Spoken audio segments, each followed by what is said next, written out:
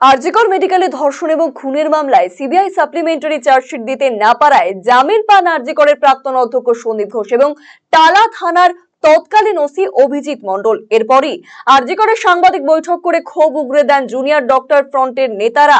শুক্রবার সাংবাদিক বৈঠকে জুনিয়র ডক্টরস ফ্রন্টের নেতা অনিকেত মাহাতো বলেন, সিবিআই আমরা চেয়েছিলাম, জুনিয়র ডাক্তাররা মনে করেছিল হয়তো আমরা একটা দিক দেখতে পাবো। আমরা তখনও বলেছিলাম সিবিআই এসে গেছে মানে বিচার পেয়ে গেছি এমনটা নয়, কিন্তু গণতান্ত্রিক পরিকাঠামোতে কোথাও না কোথাও ভরসা রাখতে হয়। দেশের সর্বোচ্চ আদালত সুপ্রিম কোর্ট, তার উপর আমরা ভরসা রেখেছিলাম। আমরা দেখলাম আজকে 90 দিনের মাথায় প্রাথমিক চার্জশিটে যা উল্লেখ ছিল এভিডেন্স টেম্পারিং, তা 90 দিন পেরিয়ে যাওয়ার পরেও কোনো চার্জশিট সর্বোচ্চ তদন্তকারী সংস্থার দিক থেকে দেখতে পেলাম না। তাই তারা আজকে আদালত থেকে জামিন পেয়ে গেল। স্বাস্থ্য দুর্নীতির যে অভিযোগ উঠেছিল সেই জায়গাতে অভিযুক্ত সন্দীপ ঘোষ, আশিস পান্ডে, যে ক্লিয়ারেন্স দরকার সরকারের থেকে সেই ক্লিয়ারেন্স 27 নভেম্বর সিবিআই চেয়েছিল, কিন্তু সরকার তা দেয়নি। ফলে আজকে আমরা ব্যর্থহীন ভাষায় জানাচ্ছি দেশের সর্বোচ্চ তদন্তকারী সংস্থা তার ব্যর্থতার দায় তাকে নিতেই হবে। কেন তারা প্রমাণ লোপাটের তদন্তের চার্জশিট দিতে পারলো না 90 দিনের মাথায়, তার দায় তাদেরকে নিতেই হবে। শুক্রবার রাতেই প্রতিবাদ মিছিলের ডাক দেন জুনিয়র ডাক্তাররা। ঘটনার প্রতিবাদে আরজিকর ক্যাম্পাসের ভেতরেই মিছিল হবে, প্রয়োজনে আবার কর্মবিরতির মতো সিদ্ধান্ত নেওয়া হবে বলে জানিয়ে দেন অনিকেত মাহাতো।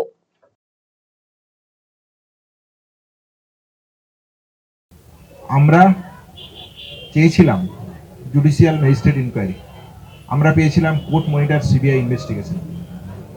মহামান্য সুপ্রিম কোর্টের অবজারভেশনে দেশের সর্বোচ্চ তদন্তকারী সংস্থা, দেশের সর্বোচ্চ কোর্ট 9 আগস্টের ঘটনার ওই দিন কি ঘটেছিল, ওই ঘটনার মোটিভ কি ছিল, এই ঘটনার উদ্দেশ্য কি ছিল, কি সত্যতা ছিল, সেই সত্যতার কাছাকাছি পৌঁছানোর প্রচেষ্টা হয়তো একটা দিক দেখতে পাবো বলে জুনিয়র ডাক্তাররা মনে করেছিল, দেশের সাধারণ মানুষ থেকে সমাজের সমস্ত স্তরের মানুষ মনে করেছিল। আমরা সেদিনও বলেছিলাম যে সিবিআই এসে গেছে মানে বিচার চলে এসেছে, একথা সত্য নয়। আপনারা যদি আমাদের পুরনো প্রেস রিলিজ দেখেন তাহলে এই বক্তব্য আপনারা দেখতে পাবেন। কিন্তু একটা গণতান্ত্রিক পরিকাঠামোতে আমাদেরকে কোথাও না কোথাও ভরসা রাখতে হয়। আমরা দেশের সর্বোচ্চ সংস্থা, তদন্তকারী সংস্থা সিবিআই, দেশের সর্বোচ্চ আদালত সুপ্রিম কোর্ট, তার উপর আমরা ভরসা রেখেছিলাম, আস্থা রেখেছিলাম।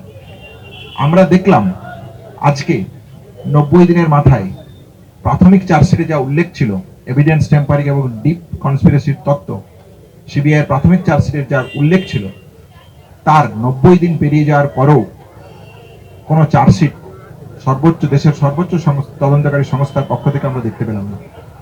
তাই তারা আজকে জামিন পায় কোর্ট থেকে। আবার যে স্বাস্থ্য, এই আন্দোলনকে কেন্দ্র করে যে স্বাস্থ্য দুর্নীতির প্রশ্ন উঠে এসেছিল, সেই দুর্নীতিতেও এই সন্দীপ ঘোষ অভিযুক্ত হাউস স্টাফ আশিস পান্ডে। তাহলে সেই জায়গাতেও আমরা দেখতে পেলাম যে রাজ্য প্রশাসকের পক্ষ থেকে তদন্ত ট্রায়াল শুরু করার জন্য যে ক্লিয়ারেন্স দেওয়ার প্রয়োজন এজ এ সরকারি কর্মচারী, তারা সেই হিসাবে সেই ক্লিয়ারেন্স 27 নভেম্বর চেয়েছে নাকি সিবিআই, তারপরও আজকেও রাজ্য প্রশাসন দিচ্ছে না। তাহলে আজকে এই জামিনের পেয়ে যাওয়ার পর কি কি প্রশ্ন উঠে আসলো সাধারণ মানুষ থেকে, জুনিয়র ডাক্তার, সমাজের সমস্ত সাংবাদিক, আপনারা বন্ধু এই আন্দোলন কভার করেছেন, আপনাদের কাছে সমস্ত সমাজের সমস্ত মানুষের কাছে আমার প্রশ্ন, এই যে ব্যর্থতা সিবিআই এর, এই ব্যর্থতার দায় সিবিআই কে নিতে হবে। জুনিয়র ডাক্তারদের পক্ষ থেকে আজকে তথ্যহীন ভাষায় জানাতে চাই, দেশের সর্বোচ্চ তদন্তকারী সংস্থার আজকের যে ব্যর্থতা, এই ব্যর্থতার দায় তাদেরকে নিতে হবে। কেন তারা এভিডেন্স টেম্পারিং ডিপ কনস্পিরেসির জন্য রেপ এন্ড মার্ডার মামলায় তারা কেন সাপ্লিমেন্টারি চার্জশিট দিতে পারলো না 90 দিনের মাথায়?